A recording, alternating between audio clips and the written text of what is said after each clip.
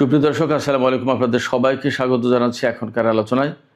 আপনাদের সঙ্গে আছি আমি সিরাজুল ইসলাম। দর্শক, ইরান এবং আমেরিকার মধ্যে অঘোষিতভাবে যুদ্ধবিরতি চললেও ইরান বলছে হরমুজ প্রণালীতে ইরানের অবস্থানে কোনো পরিবর্তন আসেনি। তার মানে হরমুজ প্রণালী যে বন্ধ আছে বন্ধই থাকবে, আমেরিকার জন্য খুলবে না এবং ইরানের মতো করে চলতে হবে, এর বাইরে কোনো কথা নেই। অর্থাৎ হরমুজ প্রণালী যুদ্ধের আগে যে অবস্থায় ছিল সেই অবস্থায় আর যাবে না। এপাশে বিভিন্নভাবে আমেরিকার পক্ষ থেকে যে দাবি করা হচ্ছে যে আমেরিকা ইরানের সাথে যুদ্ধবিরতি শান্তি আলোচনা চালাচ্ছে, ইরানের পক্ষ থেকে পরিষ্কার করে বলা হচ্ছে এই ধরনের কোনো উদ্যোগের সাথে ইরান নেই। শুধু তাই না, ইরান বলেছে যে নতুন কোনো রকমের যদি হামলা হয় তাহলে তার পরিণতি হবে ভয়াবহ। এদিকে মার্কিন প্রশাসন, বিশেষ করে মার্কিন যুদ্ধ মন্ত্রণালয় পেন্টাগন, ইরানের সাথে যুদ্ধে হতাহত মার্কিন সেনাদের কথা যা বলছিল আজকে তার চেয়ে অনেক বেশি বলতে বাধ্য হয়েছে। সিএনএন এই খবর দিচ্ছে, নতুন আহত সেনার সংখ্যা বলছে 624 জন। এর আগে 400 সামথিং দেখানো হচ্ছিল, আজকে হঠাৎ করে 624 বেড়ে গেছে।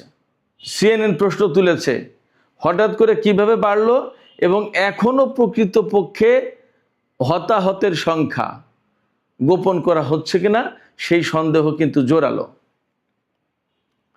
এপাশে তুরস্কের জন্য একটা বিপর্যয়ের দিন ছিল গতকাল। সৌদি আরব থেকে তুর্কি নির্মিত বাইরাক্তার আকিঞ্চি ড্রোন ইয়েমেনে গোয়েন্দা বৃত্তির জন্য পাঠানো হয়েছিল। ইয়েমেনিরা একেবারে সাধারণভাবে সেই ড্রোন ভূপাতিত করেছে, যে ড্রোনের দাম 25 থেকে 30 মিলিয়ন ডলার, অনেক অনেক টাকা দাম। এরপরে আরও দুটি ঘটনা আছে, দুটি জাহাজ ডুবির ঘটনা আছে তুরস্কের। গতকাল তুরস্ক একের পর এক বিপর্যয়ের মুখে পড়েছে।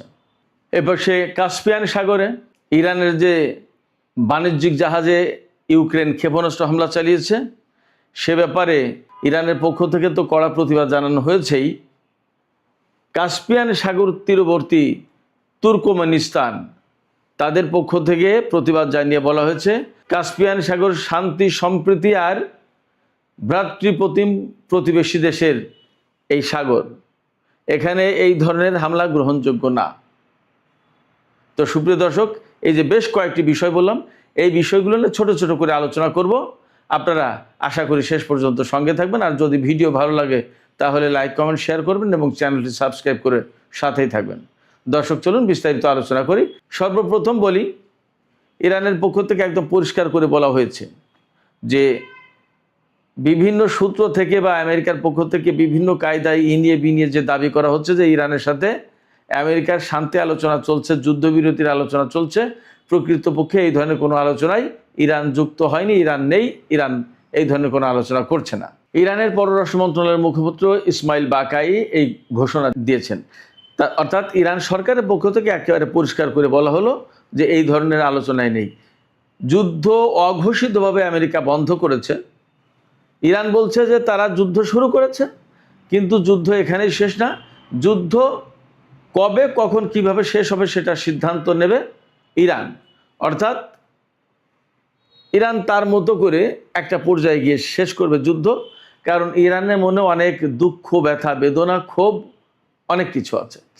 ইরান অনেক কিছু হারিয়েছে, তাদের সর্বোচ্চ নেতা থেকে শুরু করে বহু বেসামরিক নাগরিককে হারিয়েছে যাদের কোনো অপরাধ ছিল না এই যুদ্ধের ব্যাপারে। অতএব ইরান কবে, কখন, কিভাবে প্রতিশোধ নেবে আর কবে, কখন, কিভাবে যুদ্ধ শেষ করবে সেই সিদ্ধান্ত ইরানের পক্ষ থেকে আসবে। ইরান আরও বলেছে যে যখনই তেলের দাম বেড়ে যায় তখনই ডোনাল্ড ট্রাম্প তাদের আলোচনায় বসার ব্যবস্থা করে। আমরা তার এই চালাকি, তার এই কৌশল আমরা বুঝি, এই সমস্ত আলোচনা এখন আর হবে না। পাশাপাশি ইরানের সামরিক বাহিনী একদম সুস্পষ্ট করে বলেছে যে আমেরিকা যুদ্ধ বন্ধ করেছে, ফাইন, কিন্তু নতুন করে যদি ইরানের উপরে হামলা চালায় তাহলে তার পরিণতি হবে ভয়াবহ এবং ইরান যে কোনো পরিস্থিতি মোকাবেলার জন্য কিন্তু প্রস্তুত রয়েছে। এই কথা কেন বলছে ইরানের পক্ষ থেকে?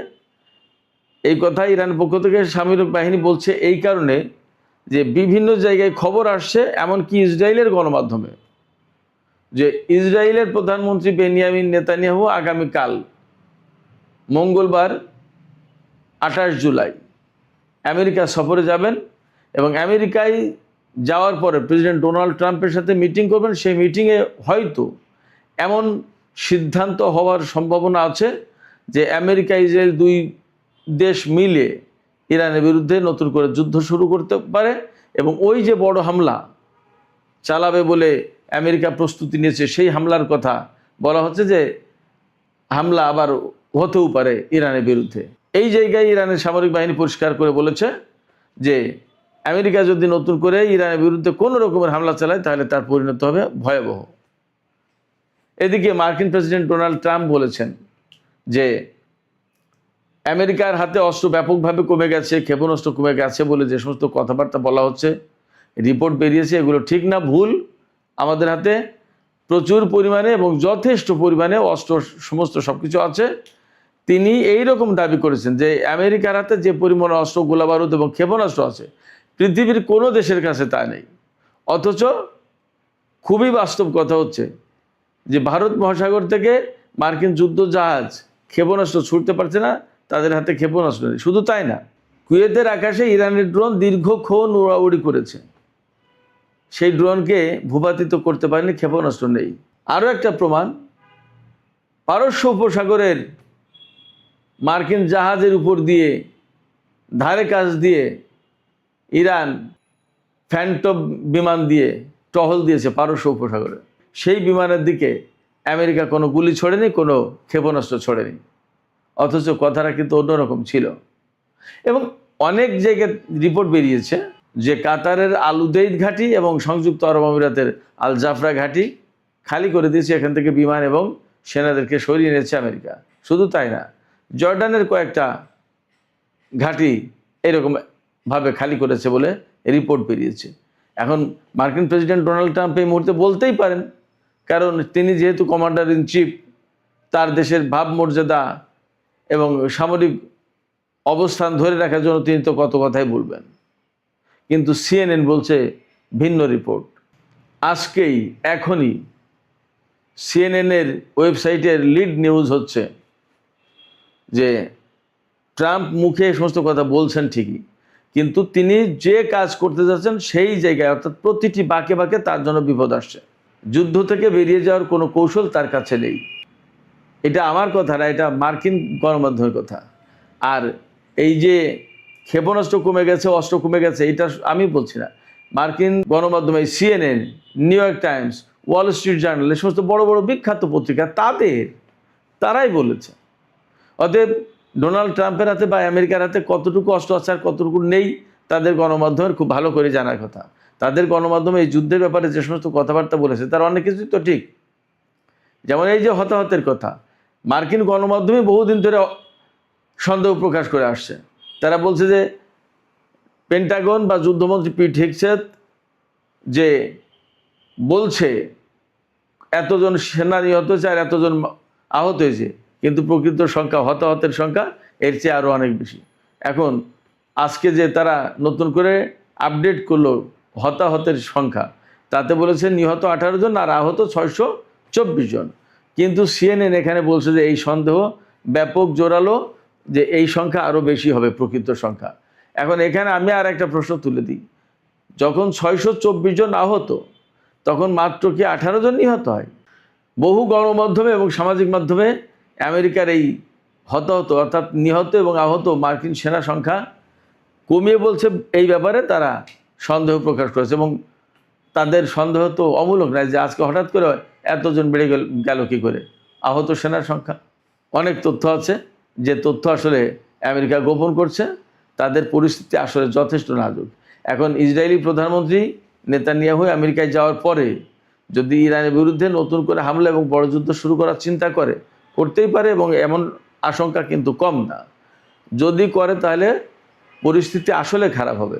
এবং আমি সবসময় বলছি, মধ্যপ্রাচ্যের যে পরিস্থিতি আমেরিকার, তাতে সম্ভবত তাদের আর এই সমস্ত ঘাঁটিতে টিকে থাকার অবস্থা নেই।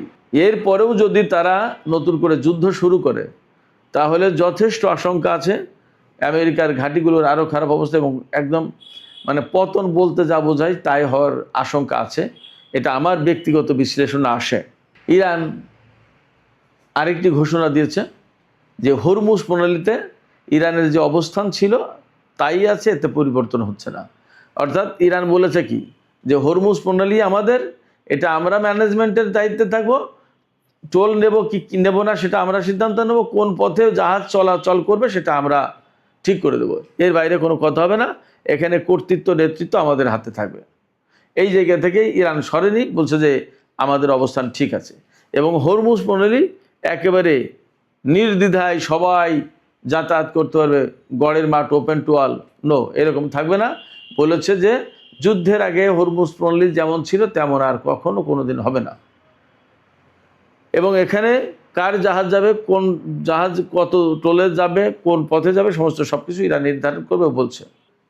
সাম্প্রতিক দিনের যে যুদ্ধটা, এই যুদ্ধটা কিন্তু বেসিক্যালি হরমুজকে কেন্দ্র করে। হরমুজ প্রণালী দিয়ে ইরান বলেছে যে এই রুটে জাহাজ চলাচল করবে, আর আমেরিকা বলছে যে না, এই আর একটা ওমান উপকূলের দিক দিয়ে একটা রুট, বলছে যে এই রুটেও জাহাজ চলাচল করবে।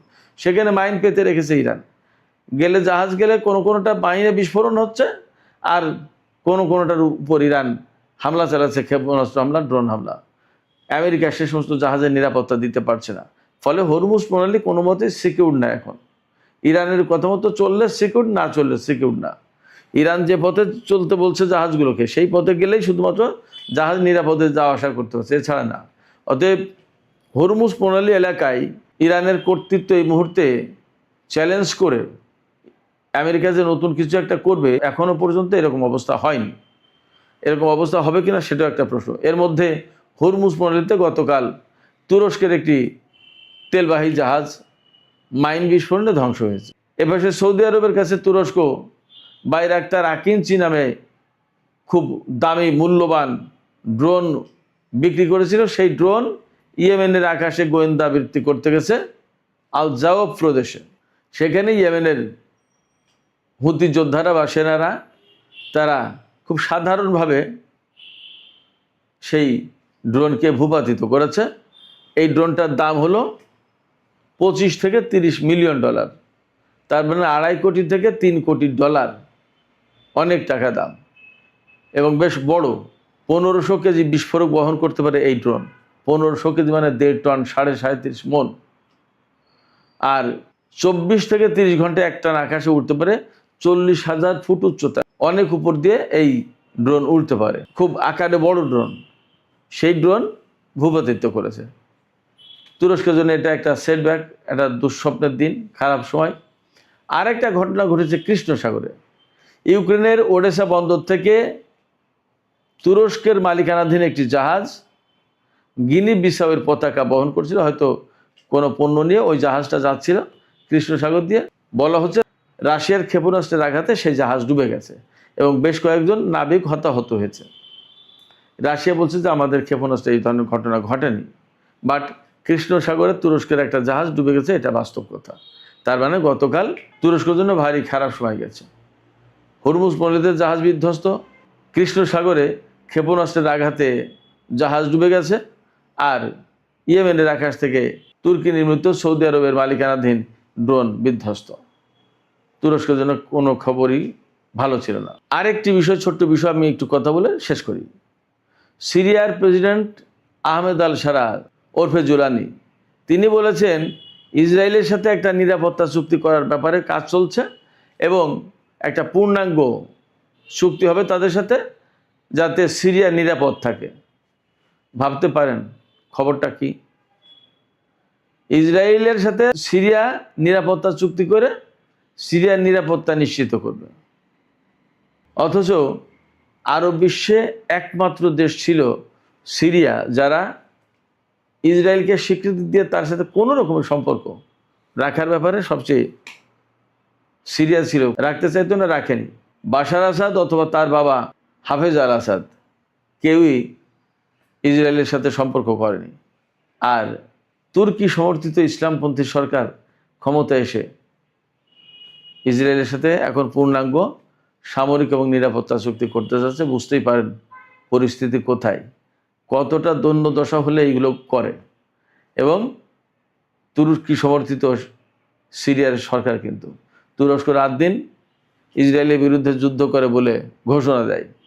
আর তার প্রিয় ভাজন যে তুরস্ক এই আহমেদ আল সারাকে সিরিয়ার ক্ষমতায় বসিয়েছে, তার প্রিয় ভাজন প্রেসিডেন্ট আহমেদ আল সারা ইসরায়েলের সাথে চুক্তি করতে যাচ্ছে। পরিস্থিতি এই। সুপ্রিয় দর্শক, এখনকার আলোচনা এখানে শেষ করতে চাই।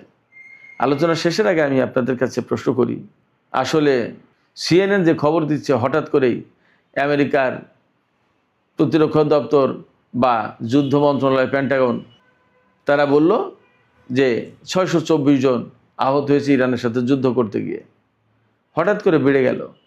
তারপরেও তারা বলছে যে মার্কিন সেনা যে নিহত হয়েছে এবং আহত হয়েছে এই সংখ্যা এখনও কমিয়ে দেখা হচ্ছে বলে যথেষ্ট সন্দেহ আছে। আপনাদের কি মনে হয়? আপনারাও কি সন্দেহ করেন যে আসলে আমেরিকা কমিয়ে বলছে? আপনাদের মতামত জানিয়ে কমেন্টে লিখতে পারেন। আর ভিডিও ভালো লাগলে লাইক কমেন্ট শেয়ার করবেন এবং চ্যানেলটি সাবস্ক্রাইব করে সাথেই থাকবেন। দর্শক, এখনকার আলোচনা এখানে শেষ করতে চাইছি। আপনারা সবাই অনেক অনেক ভালো থাকুন। আল্লাহ হাফেজ।